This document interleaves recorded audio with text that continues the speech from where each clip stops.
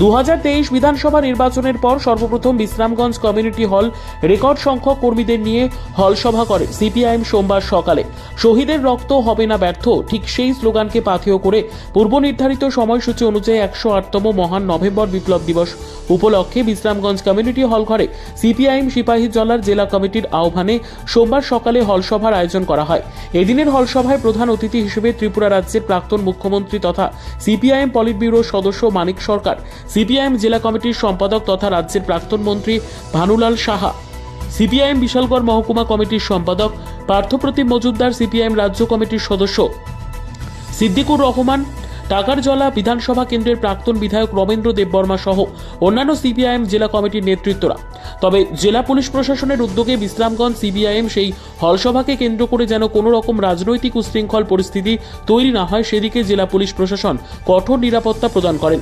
প্রাক্তন মুখ্যমন্ত্রী মানিক সরকার বলেন, সংগঠনের পরিকাঠামো মজবুত করতে জনগণের সঠিক অধিকার ধরে রাখার লক্ষ্যে সকল অংশের লোকেদের একত্রিত হয়ে রাজ্যের শাসক বিজেপির বিরুদ্ধে লড়াইয়ে এগিয়ে আসতে হবে। পুরস্কারে তিনি ভূষিত হয়েছে।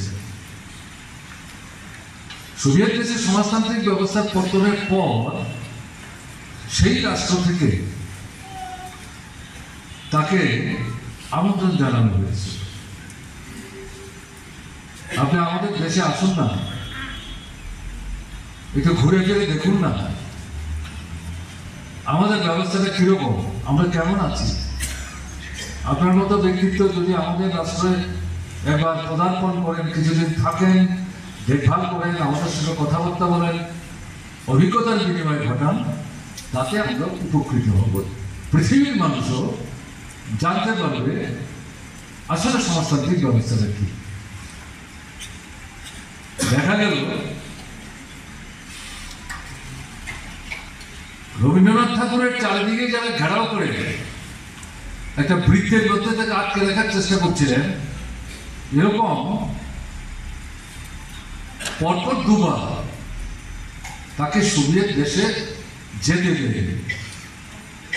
তার কিছু কর্মসূচিও ছিল, তিনি যেতে পারেননি, কিন্তু ইচ্ছা করলে যেতে পারতেন না ঘটনা তা না, আসলে তাকে আটকে রাখা। কারণ তিনি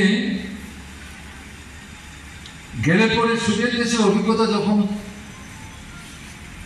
চাক্ষুষ করবেন এবং এগুলি যখন বলবেন, রবীন্দ্রনাথের কথা।